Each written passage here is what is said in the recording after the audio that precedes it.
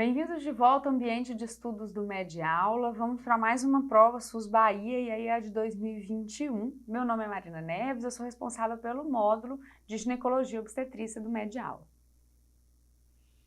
Bom, SUS Bahia 2021 mudou e se igualou um pouco aos outros concursos com questões fechadas.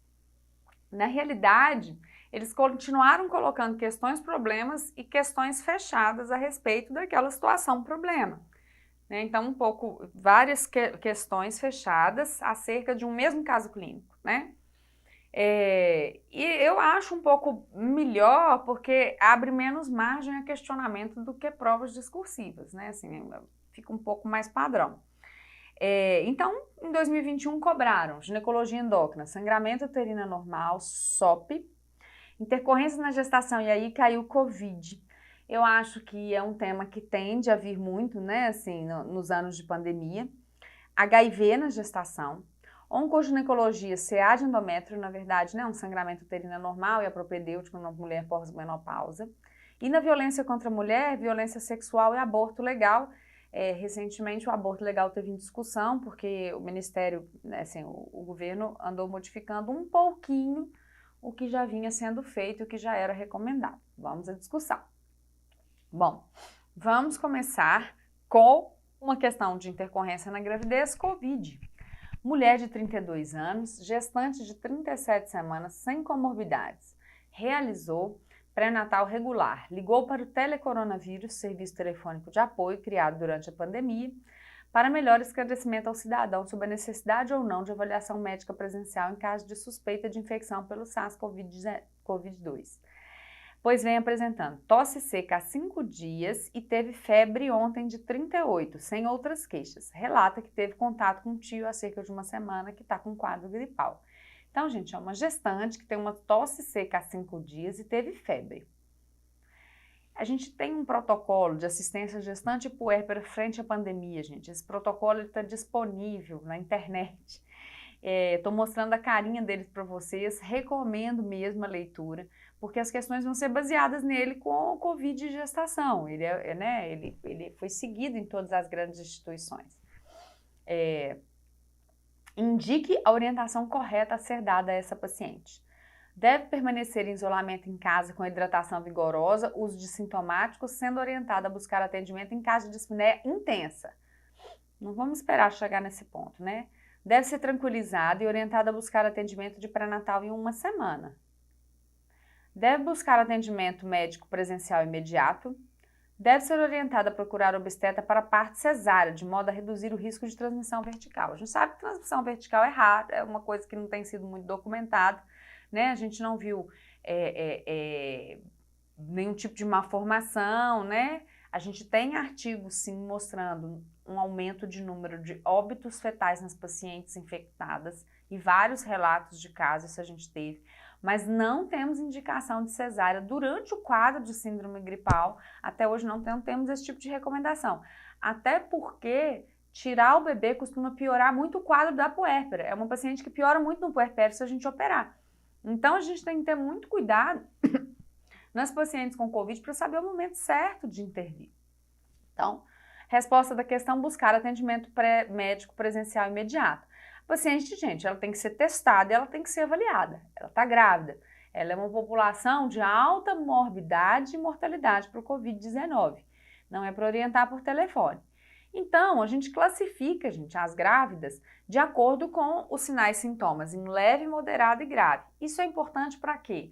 As pacientes quadro leve podem ser mantidas em casa, mas aí ela já foi feita uma avaliação clínica, colheu exames, ok. Ela pode ser, a gente pode fazer um monitoramento dessa paciente, mantendo ali a sua quarentena. Pacientes com sintomas moderados e graves, internação, não tem discussão. Então, o que é sintoma leve? Tosse, dor de garganta, coriza, seguido ou não de perda de olfato, paladar, coriza, diarreia, dor abdominal, febre, calafrio, mialgia, fadiga e cefaleia. Gripezinha, né? Sintomas moderados. Tosse persistente, ele não colocou aqui o que é tosse persistente, mas essa paciente chama atenção que já tem 5 dias. Mas febre persistente ou diária, ou tosse persistente, mas piora progressiva de outro sintoma, como falta de força física, dinamia, prostração, hipotermia, baixa temperatura, diarreia ou pelo menos um dos sintomas acima, mais presença de fator de risco. Quer dizer, além de gestante, ela é diabética, ela é hipertensa, né? Então, não dá para ficar em casa. Ou grave, síndrome respiratória aguda grave, síndrome gripal que apresente dispneia, desconforto respiratório, pressão persistente no tórax, saturação menor que 95 em ar ambiente, coloração azulada de lábios ou rosto.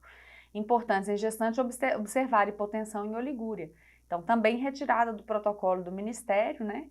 E toda gestante, gente, tem que ser avaliada. Então, as pacientes com sintomas leves, orientação de isolamento domiciliar. Se o início dos sintomas for a menos de 48 horas, a prescrição do oseltamivir por 5 dias, gente. Oseltamivir pensando em influenza, enquanto você não tem o resultado do Covid, né? Você não tem teste. O oseltamivir não trata Covid, né? Pensando em influenza para grávida. Orientar sobre contato telefônico a cada 24 horas.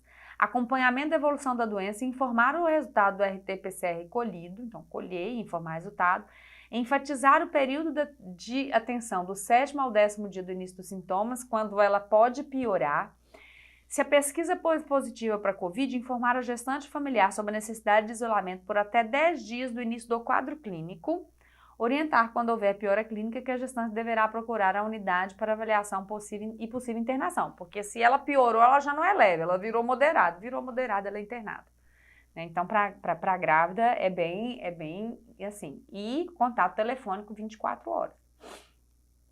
Sintomas moderados ou graves. Necessidade de internação em quarto individual de acordo com a realidade local até que se obtenha o resultado do RT-PCR, ok? Então, também do protocolo do Ministério. Então, indique o melhor exame disponível para análise da infecção nessa paciente. Então, o PCR, né, paciente ali com menos de 7, 8 dias, vai ser o PCR. As sorologias, elas vão vir depois do 8º até 10º dia. Então, o melhor exame é o PCR para essa paciente. Então, só mostrando aqui, né, o PCR, ele é muito positivo aqui nessa fase do 3º ao 7º dia. Depois ele perde em sensibilidade e a gente começa a ter a positividade dos testes sorológicos, né? E aí que entra mais a sorologia no diagnóstico mais tardio, seja por ELISA, por imunofluorescência, enfim. Essa figura também é do protocolo do Ministério e é bem interessante ser avaliada. Indique a conduta quanto à amamentação caso o paciente entre em trabalho de parto nos próximos 7 dias. Então, se ela entrar dentro dos próximos 7 dias, ela não vai ter 14 dias, né, de início dos sintomas. Então, ela vai ganhar o menino ainda numa fase transmissível. Poderá amamentar, em momento nenhum essa paciente é impedida de amamentar, a menos que ela não tenha condições clínicas, fazendo uso de máscara e higienizando as mãos, tudo ok, né? Que não poderá amamentar, não tem coisa. Poderá amamentar a criança sem restrição, só se ela ganhar o menino depois da quarentena de 14 dias, né? Mas não é o caso, então se ela entrar nos próximos 7 dias, ela amamenta de máscara. Acho importante, né? É um tema relevante, é um tema recente, então essa questão é importante. Aí, vamos a uma questão de abortamento legal. Acho importante a gente discutir essa legislação. Esse tema caiu mais de uma vez no SUS Bahia, né?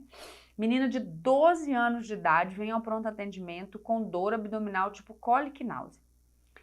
Questionada sobre o ciclo menstrual, refere que menstruou pela primeira vez há 6 meses e que nos últimos 4 meses o ciclo estava há 28 dias, exceto esse mês que a menstruação está atrasada há 15 dias. Ao ser novamente questionada sobre vida sexual, refere sofrer violência sexual do vizinho de 25 anos de idade há 2 anos e que o mesmo a ameaça para que não conte para os pais. O último episódio de violência sexual ocorreu há cerca de 4 semanas. E o penúltimo há cerca de 3 meses. Então, olha só, ela tem uma violência sexual, um abuso crônico, né? Não é um abuso agudo, é um abuso crônico. Nega que ele utilize condom, né? Sem preservativo. Entre os exames solicitados, o beta está positivo, né? E ela teve o último abuso há 4 semanas, ela relata. O ultrassom vem mostrando uma gestação de 6 semanas viável. Todas as providências legais médicas cabíveis foram tomadas, então provavelmente, né, foi na polícia, fez boletim de ocorrência e tal, e houve conversa com os pais da paciente, que estão chorosos assim como a paciente, pois não deseja a gestação. O que a questão quer saber? Se ela tem direito e o que a gente tem que fazer, né? Lembrando que é uma menina de 12 anos, né? Então, aqui já veio com a resposta, né? Com base nos dados sobre o período da última violência sexual, né? Sobre o período, é correto afirmar que, e aqui dá um nó na cabeça, ela está compatível com a idade gestacional, o abortamento legal nesse caso é permitido se o desejo for da paciente e de seus pais. A gente sabe que 12 anos, os pais representam, na verdade, quem assina esse consentimento são os pais, né? A vontade dos pais ela é muito importante, mas na nota técnica sobre abortamento legal, claro que apesar de ser uma criança de 12 anos, ela tem que ser ouvida, né? Entra toda uma psicologia aí e acaba que uma criança de 12 anos vai concordar com os pais em abortar. Entre 16 e 18, os pais assinam junto, mas a vontade dela é mais prevalente. Abaixo de 16 são os pais, acima de 18 ela assina por si. Mas fala assim, ai, como é que a gestação tem 6 semanas e o abuso foi a 4? Então não está compatível. Esse foi o grande problema de todo mundo. Gente, a gente não calcula a idade gestacional pela data da última menstruação? 6 semanas. Estamos careca de saber que a paciente não engravidou menstruada, que ela engravidou mais ou menos ali uns 14 dias, mais ou menos 2 ou 3 dias ali, depois que ela menstruou. É isso para quem tem um ciclo regular. O ultrassom ele é regulado para isso. Então, quando ele fala que é 6 semanas e que está compatível com a DUM, a gente sabe que o embrião tem 4. A gente sabe disso. E o ultrassom, ele é ajustado para isso. Então, o ultrassom de 6 semanas, ele é um embrião de 4. Entendeu? 6 semanas ela pode bater com a DUM e a gente vai considerar tudo certo, tudo lindo, mas a gente sabe que ninguém engravidou no primeiro dia da menstruação.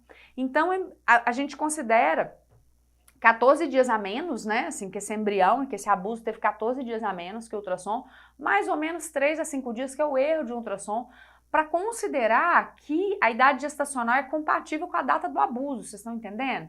É uma coisa que dá um nozinho na cabeça, assim. Então, o abuso, ele é mais recente que a idade gestacional do ultrassom, porque o ultrassom, ele regula com a última menstruação, é tudo calculado para regular, ele tem mais ou menos 2 semanas a mais mesmo, né? Então, se for de desejo da paciente e dos pais, bate, tá certinho, porque também não adianta falar, eu sofri o último abuso há 2 meses e tô grávida aqui de 6 semanas, né? E fui abusada há 8. Não dá tempo, né? Então, essa conta que tem que fazer. Considerando a violência sexual nesse caso, é correto afirmar, não deve realizar profilaxia para prevenção de IST nesse momento. Por quê? Porque o abuso é crônico, né, gente? Tem 2 anos. Então, nesse momento, ela vai ser examinada, vai fazer sorologias, né? Como é que eu vou fazer uma profilaxia para HIV? Eu vou fazer um teste, né? Então, nesse momento, a gente não tem, né, indicação. É necessário prescrição de profilaxia para HIV, sífilis, hepatite, clamídia e gonococo no momento? Isso a gente faz para abuso agudo. Acabou de acontecer, chegou lá no PA pra gente. A profilaxia para prevenção de HIV já não pode ser mais realizada pelo tempo do evento. Sim, a gente faz até 72 horas. Mas é possível profilaxia de sífilis, hepatite, clamídia e gonococo? É possível, gente, mas é possível também colher o exame. Porque também, abuso crônico, se pegar, já pegou. Então, essa menina vai ser examinada.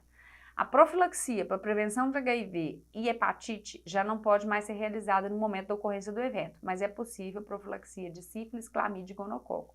Então, na realidade, geralmente é 12 anos, ela já é vacinada, né? Profilaxia para sífilis, clamídia e gonococo, profilaxia como se tem 2 anos de abuso, né? O abuso ele é crônico e muito tardio. Então, a gente não faz profilaxia nesse caso, porque ele tem 2 anos. Ela vai fazer os exames. Sobre o abortamento no Brasil, em caso de confirmação de gestação ocasionada por violência sexual. A mulher, ela tem esse direito, né? O Brasil tem essa legislação.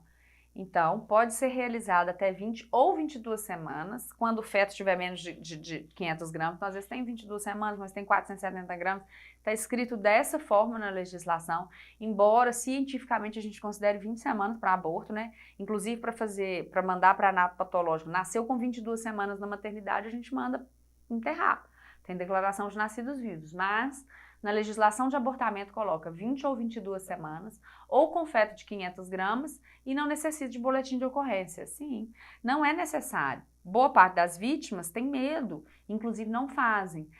A gente não pode exigir boletim de ocorrência para fazer o procedimento. Se a paciente, mesmo que uma adulta, né, no caso aqui é uma criança, mas adulta, chegue no pronto atendimento, ela afirma que está grávida, fruto de uma violência sexual, e ela tem uma história coerente, o ultrassom, quando você olha a data, bate, tá tudo ok. Se não houver nenhuma objeção de consciência do plantonista, né, que algumas pessoas têm objeção de consciência com relação ao aborto, a realizar aborto, e se o plantonista tiver, a instituição tem que ter quem faça, né, a paciente pode ser internada feita, você não vai estar errando em nada e nunca vai ser incriminada em nada. Hoje em dia, com a nova legislação, a gente tem que notificar as autoridades competentes, então o médico é obrigado a notificar quando atende esse tipo de coisa, tanto violência sexual quanto né, questão do aborto, e a gente manda para a polícia, quando faz a curetagem, um produto da concepção humana, porque fica no banco de dados lá, a parte genética, né? Isso pode ajudar a pegar um criminoso, enfim, né? Agora, letra A, pode ser realizado em qualquer momento da gestação? Não pode, não adianta chegar com 30 semanas que isso é parto. Não é legalizado no Brasil? É legalizado. Pode ser realizado por profissional médico capacitado de forma legalizada, desde que tenha um boletim de ocorrência informando sobre a violência. Gente, aí é a grande confusão. Não precisa de boletim de ocorrência. Então, no Brasil, a gente tem, desde 2015, uma nota técnica do Ministério, né, e toda uma lei de atenção humanizada ao abortamento que fala como você vai fazer, quais são os termos que a paciente tem que preencher. E aí, em 27 de agosto de 2020, teve um escândalo aí, porque o governo está mandando a paciente assinar que é verdade. Isso sempre existiu, né? Vamos ver, quando você está fazendo um aborto por abuso sexual, você está acusando uma pessoa, e isso é muito sério, apesar, né, de tudo que está envolvido. Então, a paciente, ela chega, ela preenche alguns papéis para nós, ó. O termo de relato circunstanciado é um termo que a gente tem o padrão, então vem lá, eu, fulana de tal, sofri abuso, dia tal, em tal lugar. A gente mesmo pode preencher, preferencialmente 2 médicos, e a gente preenche para ela. Um parecer técnico com 3 profissionais, né? Então, geralmente um médico, um enfermeiro, um assistente social, que é isso que caiu na questão. Ela refere o abuso há 4 semanas e está grávida de 6. É compatível? É. Esse parecer técnico é isso. Essa história bate, né? A história tem que bater. Um termo de aprovação também multiprofissional, quando passa por psicólogo e tudo.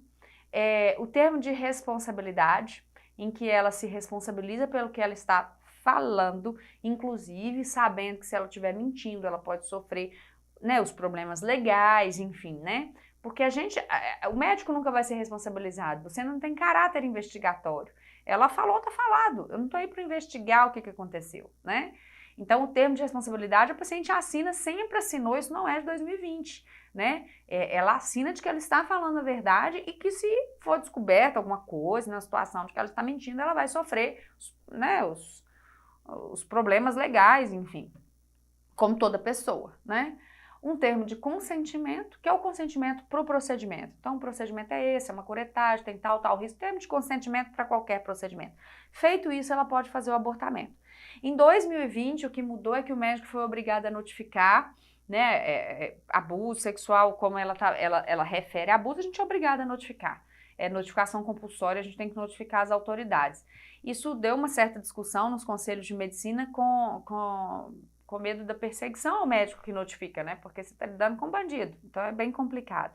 E a nossa obrigação de mandar parte do material para a polícia também. A gente manda etiquetinha, produto da concepção humana, polícia local, né?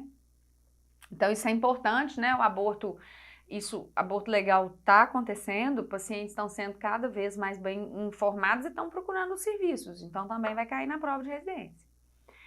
Vamos ver mais uma questão. SUS Bahia, 2021, mulher de 25 anos de idade não menstrua há 9 meses, então nós temos aí uma menorreia secundária. Refere que sempre teve o ciclo irregular, atrasando às vezes mais de 40 dias, mas que nos últimos meses não tem menstruado, então ela sempre teve um ciclo maiorzinho, mas ele sumiu há 9 meses. Vem notando maior oleosidade da pele, com acne, surgimento de pelos grossos no abdômen e hirsutismo. Refere que ganhou cerca de 7 quilos no último ano, pois vem comendo muito carboidrato e parou de fazer atividade física. IMC de 30. está tentando engravidar há 1 ano sem sucesso. Com 9 meses sem menstruar fica realmente difícil.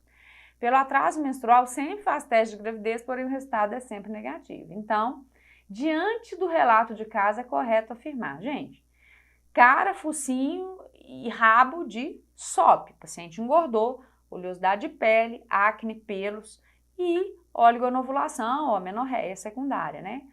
É correto afirmar, ela quer engravidar. E aí tem um dado importante, ela tem 25 anos, ela é uma paciente jovem, né, pensando em infertilidade. Então, o que a gente recomenda? A primeira opção terapêutica, gente, para qualquer paciente com SOP que está aí, ó, na obesidade, é a modificação de estilo de vida com perda ponderal e atividade física. A perda de 5% do peso aumenta a taxa ovulatória em 50%.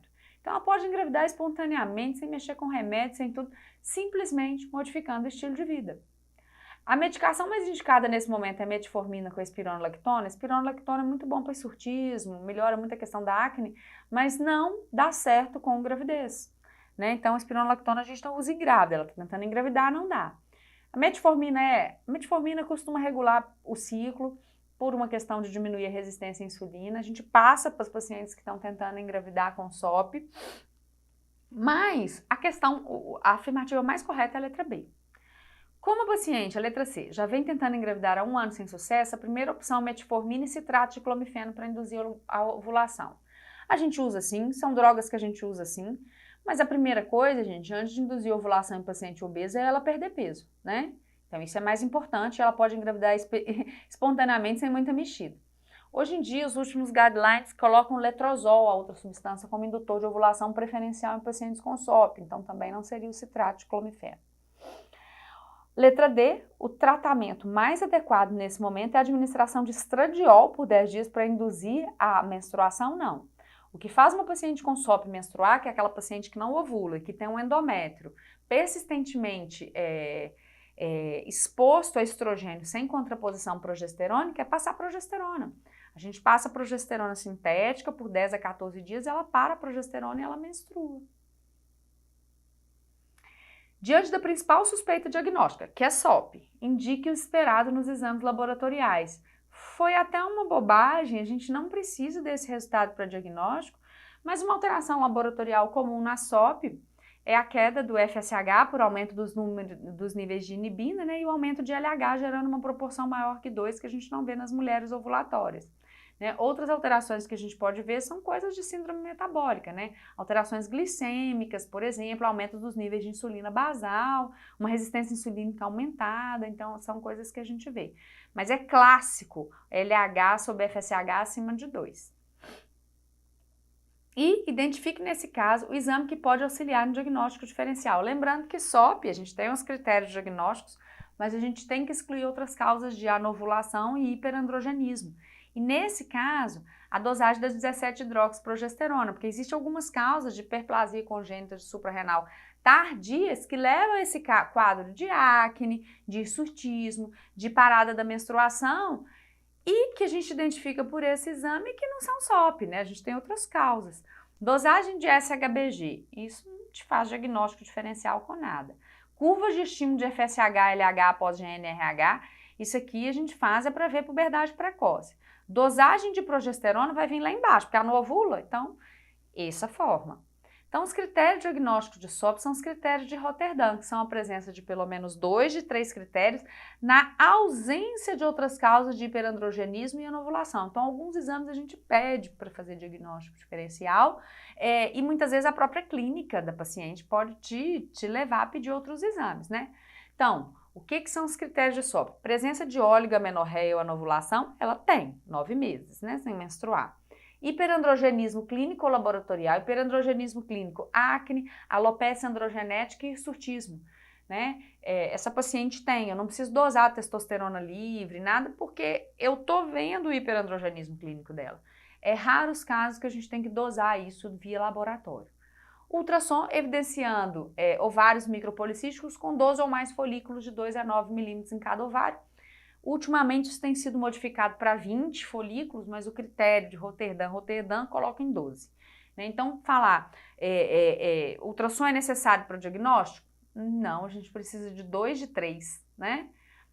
Mas todo paciente com SOP acaba fazendo ultrassom e vendo o ovário lá micropolicístico, acha que tem que fazer ultrassom todo ano para ver se está mais ou menos policístico, quer dizer, não é isso, né?